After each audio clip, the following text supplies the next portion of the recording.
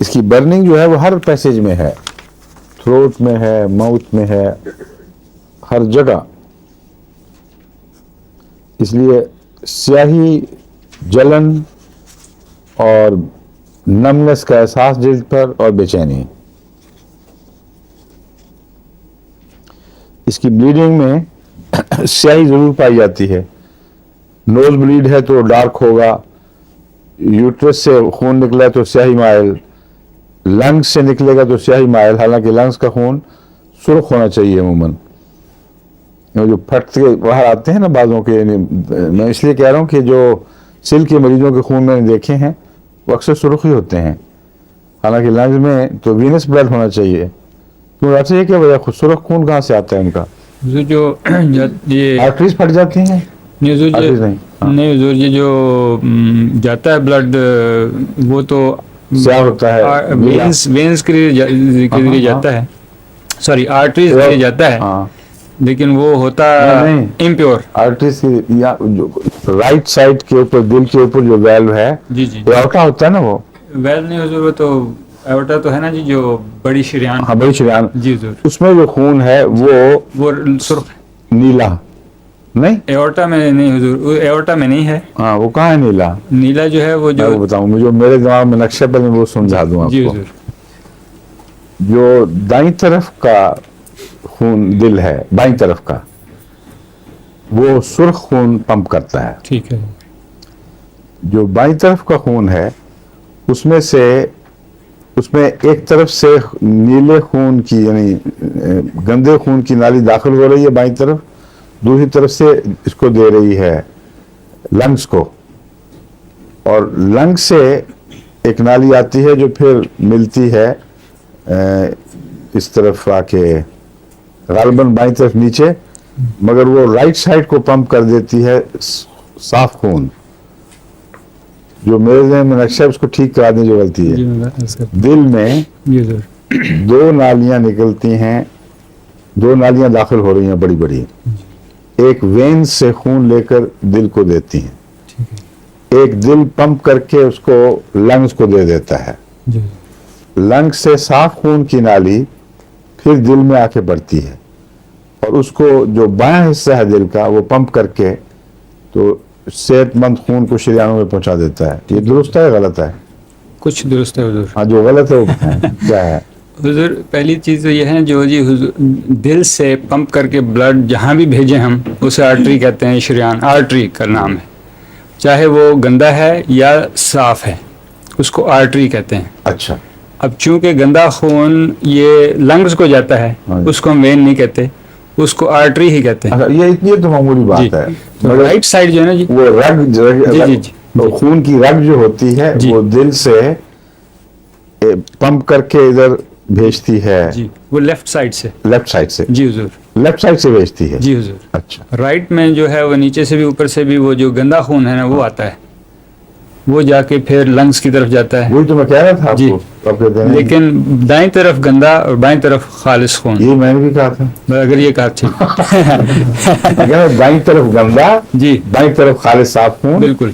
دائیں طرف ہی آ کے گندا خون ڈراپ بھی ہو رہا ہوتا ہے اور دوسری نالی اس کو لنگز میں بھیج رہی ہوتی ہے دائیں طرف سے. دائیں طرف سے. ہاں دائیں طرف سے. دائیں طرف سے لنگ میں. ہاں لنگز میں، یہی میں نے کہا تھا. ٹھیک ہے سر. اور لنگز میں جب صاف ہو جاتا ہے آکسیجن کی وجہ سے تو وہ پھر بائیں حصے میں بالکل وہاں داخل ہو کر اوپر چلا جاتا ہے. ٹھیک ہے سر. دائیں اور بائیں حصے کے جو بیس ہے اس کے درمیان پردہ ہوتا ہے تاکہ وہ جب پمپ کرے تو وہ دائیں حصے میں نہ آ جائے، گندے خون میں نہ مل جائے. بالکل. جن بچوں میں وہ کمزوری ہوتی ہے، سوراخ ہوتے ہیں، ان کی یہ بیماری ہے جی سر کہ وہ جب پمپ کرتا ہے تو اسی پریشر میں پیچھے کی طرف ٹھیک ہے وہ دائیں حصے میں داخل ہو جاتا ہے. ٹھیک ہے. اور پھر سرخ اور گندا خون ملا ہوا بالکل یہ لنگز میں جاتا ہے. بالکل ٹھیک ہے. درست ہے نا؟ بالکل درست. اب اس کے لیے اب میں کریوزوٹ بتا رہا تھا.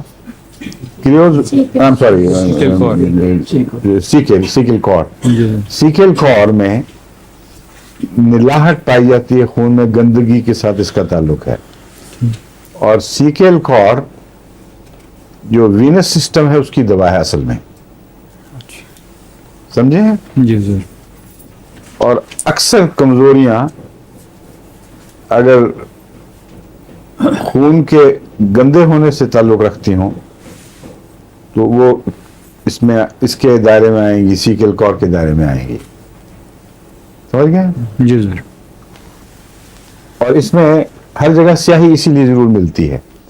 لیکن جو میرے لیے تعجب والی بات تھی جو میں آپ سے یہ کر رہا ہوں، بعض دوائیں وینس دوائیں ہیں ہماری، وہ وینس دوائیں کہلاتی ہیں، ان میں ہمیشہ نیلی رگوں کی بیماریاں ہوتی ہیں، مگر اس کا جو خون ہے وہ جہاں سے پھٹتا ہے وہ سیاہی مائل ہوتا ہے. اس کے خون میں کوئی گندگی پائی جاتی ہے.